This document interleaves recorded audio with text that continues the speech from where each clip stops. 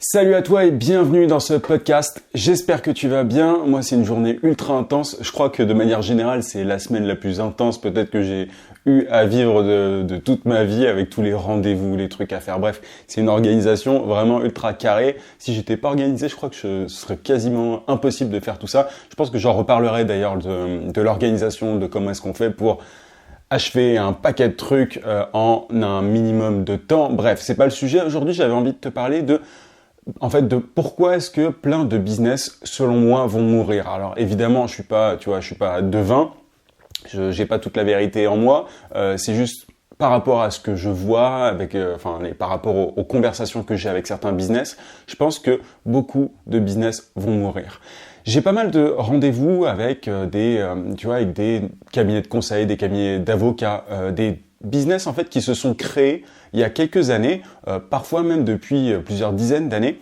Et je me rends compte d'un truc, c'est que en fait, la plupart de ces business, ils reposent sur le bouche à oreille. En gros, ils reposent uniquement sur le réseautage. C'est-à-dire que souvent, ce sont des personnes qui se sont lancées il y a quelques années, à une époque où c'était beaucoup plus facile de se lancer. Alors moi, j'ai pas 40 ans, j'en ai que 26, mais je vois simplement des gens qui se sont lancés à une époque où peut-être que c'était plus facile de se lancer. On avait peut-être moins besoin de capital ou autre, j'en sais rien, ça c'est une pure hypothèse, mais en tout cas, je pense qu'il fallait avoir un peu plus de cran. Je veux dire, aujourd'hui, l'entrepreneuriat, c'est le truc à la mode, tout le monde lance sa start-up, c'est un petit peu, c'est la mode.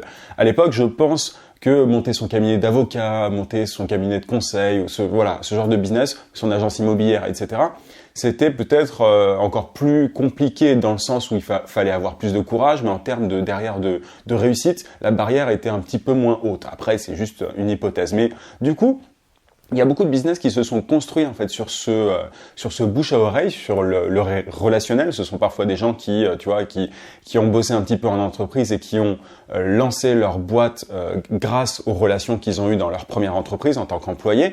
Et ces boîtes-là, elles ont réussi à perdurer des années. Et aujourd'hui, la raison pour laquelle les business que je rencontre veulent me rencontrer, c'est justement parce qu'ils se rendent compte qu'il y a de plus en plus de concurrence, il y a de plus en plus de bruit, notamment sur Internet. Et tu vois, ces boîtes-là, souvent, elles sont généralistes. C'est-à-dire que, par exemple, les cabinets d'avocats avec qui je bosse, ce sont des cabinets d'avocats d'affaires. Les cabinets de conseil avec qui je bosse, ce sont des cabinets de conseil en management. En gros, ils conseillent des entreprises pour aider leurs managers, mais c'est souvent des problématiques très diverses. Et le problème, c'est que aujourd'hui, et tu le sais, et voilà, tu le sais surtout si tu écoutes ce podcast régulièrement, le problème aujourd'hui, c'est qu'il y a de plus en plus de bruit, il y a de plus en plus de concurrence. En gros, il faut un maximum, pour être visible, un maximum, il faut faire du sur-mesure. Et ces boîtes, il y en a qui comprennent ça, notamment celles qui veulent me rencontrer, elles se rendent compte que moi, le discours que j'ai est pertinent parce qu'elles voient bien que le bouche à oreille ne peut pas durer des années et que c'est en train un petit peu de s'essouffler pour elles actuellement. Il y a beaucoup de boîtes pour qui c'était vraiment, elle s'en sortait super bien pendant des années, et là, elle voit que c'est un petit peu sur la pente descendante. Et donc, les boîtes qui entendent mon discours par rapport au positionnement et les trucs que je partage avec toi, notamment, sur le fait de se spécialiser, trouver sa niche et tout, je dis exactement la même chose à ces boîtes-là. Et donc, celles qui entendent ce discours-là, ce sont des boîtes flexibles qui peuvent s'en sortir sans problème à partir du moment où, elles sont conscientes que pour attirer l'attention d'un client potentiel, il faut faire du sur-mesure. Mais toutes les boîtes qui sont trop rigides pour pivoter, en termes de start-up pour le coup, pivoter pour changer de positionnement, pour spécifier en fait leur plus-value, la transformation qu'elles opèrent chez leurs clients, parce que les cabinets de consulting avec qui je travaille, en gros, ils opèrent une transformation chez leurs clients. Parfois c'est les clients du CAC 40, parfois c'est des PME, etc. Mais du coup, il faut absolument qu'elles se rendent compte qu'elles opèrent une transformation et qu'elle soit le plus précise, que ça soit vraiment une transformation la plus précise possible. Et donc les boîtes qui ne comprennent pas ça, qui ne comprennent pas qu'il faut absolument spécifier la plus-value qu'elles apportent, elles vont vraiment, elles vont se casser la gueule, quoi. Parce que des cabinets d'avocats, combien est-ce qu'il y en a aujourd'hui, des cabinets d'avocats? Combien il y a de cabinets de consulting? Combien il y a d'agences immobilières? Tout ça, aujourd'hui, elles se disent toutes, ok, il faut que je sois sur Internet, il faut que je crée des réseaux sociaux. Il y en a beaucoup qui se rendent compte de ça. Et c'est une bonne opportunité pour toi en tant qu'indépendant Si tu es sur le digital, si tu bosses sur le digital, c'est une bonne opportunité pour toi parce que tu peux éventuellement les aider, si tu en as évidemment les compétences, tu peux les aider à avoir plus d'attention. Mais ça passe essentiellement, mais ça passe en grande partie par justement cette histoire de positionnement, de niche, de spécialisation. Il y a beaucoup de boîtes qui vont se retrouver dans une situation. En fait, tu peux faire une espèce d'image de sablier. Soit tu es une très très grosse boîte, je parle de ces business, pas forcément de toi, mais soit tu es une très très grosse boîte et pour le coup tu peux être généraliste, mais c'est parce que tu as énormément de moyens et tout, tu vois, c'est les énormes cabinets de consulting par exemple. Si je prends cet exemple, je prends des exemples que je connais, c'est pour ça que je te parle de ça, mais c'est évidemment pas les seules boîtes, cabinet d'avocats, etc. Il y en a d'autres. Donc soit tu es une énorme boîte, un énorme cabinet d'avocats par exemple, je vais pas te citer des noms, c'est pas forcément intéressant, mais soit tu es un énorme truc et là dans ce cas-là tu peux être généraliste, soit tu es petit et tu t'en sors si tu es spécialisé, tu es là mais tu peux vraiment t'en sortir parce que tu es spécialisé.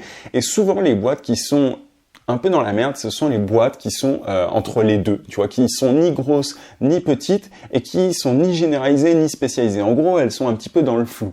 Souvent, moi, c'est plutôt ce genre de boîtes que je rencontre et qui veulent faire appel à mes services, et c'est pour ça que je mets en avant le fait qu'il faut qu'elles se positionnent. Elles sont souvent pas encore au stade, tu vois, d'être un gros groupe qui peut être généraliste, et c'est pour ça que je leur dis en général, adoptez un positionnement plutôt comme les petites boîtes. Et c'est comme ça que vous allez vous différencier, sortir en gros de cette zone de danger dans laquelle vous êtes. Mais tu vois, c'est assez marrant de se dire qu'il y a des boîtes qui ont pu être montées, qui ont pu être lancées à une époque et qui ne pourraient pas faire du tout la même chose aujourd'hui. C'est aussi pour ça que je veux t'éviter les erreurs de ces boîtes en fait dans mon podcast.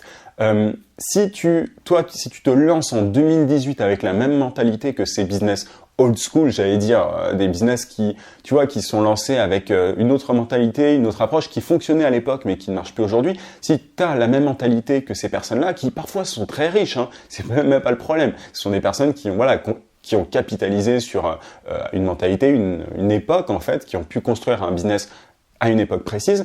Ces personnes-là, elles sont très bien financièrement, mais elles peuvent avoir un business qui va mourir d'ici peu si elles ne le pivotent pas. Mais si toi, aujourd'hui, en 2018, en tant qu'indépendant, tu vois, même si tu veux pas monter d'agence ou monter ta boîte, c'est même pas le sujet. Si tu as cette approche-là, la même que ces business old school, tu vas soit pas trouver de clients, soit tu vas construire un château de cartes, tu vas construire un truc ultra fragile qui va pas durer des années. Donc il faut vraiment que tu prennes conscience de ça. Et le truc, c'est qu'il faut plutôt voir ça comme une opportunité, tu vois. Je sais pas si ce que tu t'es dit en regardant le titre de ce podcast. L'idée, c'est vraiment pas de te dire que, voilà, c'est pas un podcast négatif, c'est vraiment pour te dire que si certains business ne pivotent pas, ne se positionnent pas plus précisément, ils vont mourir. Et en fait, c'est simple, quand certains business sont en danger, alors sans vouloir te pousser à être un rapace, il faut que tu te penches sur ce sujet-là, sur ces boîtes-là, parce que tu peux les aider en fait à s'en sortir de ce danger, de cette zone de danger. Tu peux leur éviter la mort. Et concrètement, et je te le dis souvent, plus tu règles un problème douloureux, plus tu peux facturer cher. Donc quand tu sauves un business de la mort, tu peux aussi facturer cher, simplement parce que tu as une solution qu'elles n'ont pas trouvée toutes seules. Et c'est marrant vraiment parce que je vois notamment, alors je sais pas si j'essaye de pas partir dans tous les sens, promis, mais tu vois, il y a pas mal d'agences de com de manière générale qui approchent notamment ces business en danger de mort et qui leur vendent la lune en mode oui, pour vous, la pub Facebook, c'est vachement bien. Ou alors, faut créer un Twitter, ou faut créer un LinkedIn, machin. Et il y a plein de fois où j'approche, en fait, ces business-là avec ma promesse qui est très précise. Et ils me disent, oui, on a déjà une agence de com, mais honnêtement, on n'a pas de résultats. On voit pas les résultats de cette agence de com. Et à chaque fois, j'hallucine, je me dis, mais donc il y a des agences de com qui ont flairé le bon filon avec ces business un petit peu old school, donc des agences immobilières, etc. Elles ont flairé le bon filon parce qu'elles savent qu'il y a un problème à régler, mais derrière, elles sont même pas capables de régler le problème, tu vois. Et ça, c'est assez hallucinant. Et du coup, derrière, si toi, tu arrives avec une solution qui marche, pour le coup, tu peux leur piquer, entre guillemets, le business. Il y a plein de boîtes qui veulent plutôt travailler avec moi plutôt qu'avec leur grosse agence, tu vois. Et c'est comme ça, notamment, que que j'arrive à faire grossir mon business à moi, mais c'est parce que j'ai une solution, tu vois, qui marche. J'ai une solution qui, pour le coup, et pas qu'une d'ailleurs, mais ça passe par le positionnement. Et les agences de com, ce qu'elles font en général, c'est qu'elles disent oui, mettez-vous sur Twitter, Instagram, machin, enfin, pas Instagram pour un cabinet d'avocats, mais tu vois le truc. Elles disent oui, allez sur les réseaux sociaux, on va vous faire de la création de contenu et tout. Et en fait, c'est un peu comme si, je sais pas, tu soignais de manière ultra superficielle en faisant ça. Un business qui, de manière, tu vois, qui intrinsèquement un problème, tu vois, le positionnement c'est un gros problème, c'est un problème profond. Un business qui a ce genre de problème-là, tu peux pas juste lui dire allez sur les réseaux sociaux, parce que qu'est-ce qu'il va faire sur les réseaux sociaux ou l'agence de com, quel contenu elle va créer sur les réseaux sociaux pour cette boîte qui a un problème de positionnement, du contenu, je veux dire, elle va refléter une image qui est floue. Donc quand tu reflètes une image qui est floue sur les réseaux sociaux, ça attire personne. Je veux dire, tu vois, il n'y a pas de positionnement précis, il n'y a pas de problème précis. Tu vois, je te donne un exemple, mais un avocat en droit des affaires, un cabinet en droit des affaires, il fait du droit bancaire, du droit financier, du droit des assurances. Bref, tout ça, c'est ultra varié. On appelle ça du droit des affaires parce que c'est du droit qui est fait avec d'autres business. Tu vois, c'est en gros les clients de ces cabinets d'avocats sont d'autres business. Mais ça veut tout dire et rien dire. Et souvent, ce que je leur dis, c'est concentrez-vous sur un truc, tu vois. Sauf quand ce sont de gros machins. Et dans ce cas-là, ils peuvent viser un peu plus large. Mais voilà, aujourd'hui, tu vois, tout le discours que j'ai sur le podcast par rapport au positionnement, au fait de se spécialiser, d'avoir une niche et tout, c'est un truc que je retrouve exactement c'est vraiment le même problème dans d'autres gros business. Donc, il y a ceux qui vont entendre ce discours-là, et j'espère toi aussi, si tu écoutes ce podcast, et c'est comme ça que tu trouveras de gros clients et que tu trouveras tes premiers clients si tu n'en as pas trouvé, c'est pas sur Malte, Coder et je ne sais quelle autre plateforme. Et voilà, et les autres business, ceux qui n'écoutent pas cette histoire de positionnement et qui continuent de mitrailler un peu à droite à gauche, qui se penchent sur tout et n'importe quoi, je sais pas, mais dans 5 ans, honnêtement, ça va être compliqué pour ces boîtes-là. Ça va être compliqué et je suis pas sûr qu'elles vivent, tu vois, qu'elles continuent à vivre. Et pourtant, tu as des gens qui ont fondé toute leur vie, en fait, sur ces business-là, sur des business qui deviennent bancals. Et du coup, la morale un petit peu de l'histoire, si je peux me permettre de parler comme ça, le but, c'est pas de faire la morale, mais simplement de partager avec toi un constat que je vois. En fait, le truc qu'il faut se dire, c'est qu'il faut évoluer, quoi. Je veux dire, quand tu as construit un truc, et même si tu grossis et que ta boîte fait un chiffre d'affaires de plus en plus gros, faut toujours être conscient que les choses changent et que dans 5 ans, tu vois, aujourd'hui on parle de chatbot, etc.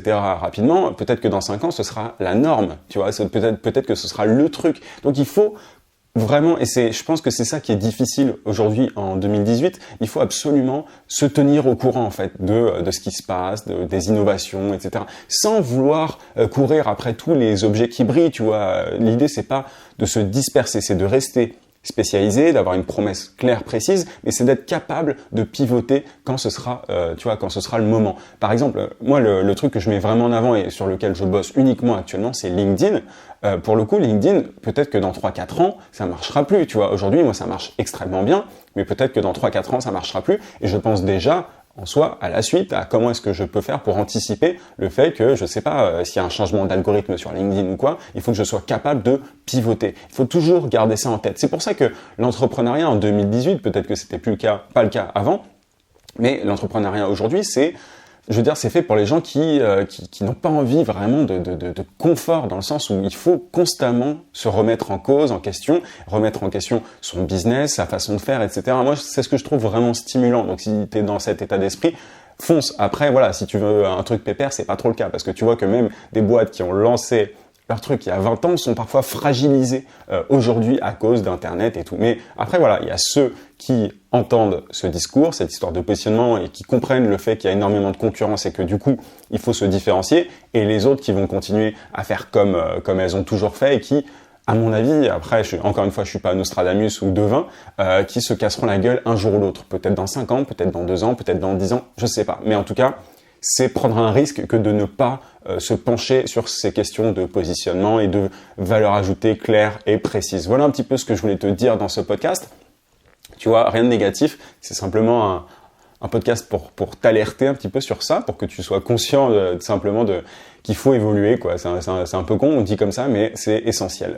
Voilà un petit peu. Je te rappelle que tu peux télécharger ma formation vidéo gratuite pour trouver des clients rapidement en freelance. Si tu es sur YouTube, tu peux cliquer juste en haut sur le i, sinon tu as le lien en description. N'oublie pas aussi sur YouTube, toujours si tu es sur YouTube, de mettre un gros pouce bleu et à t'abonner à la chaîne si c'est pas déjà fait. Je te dis à demain 18h comme d'habitude. En attendant, n'oublie pas, vie sans limite. À plus.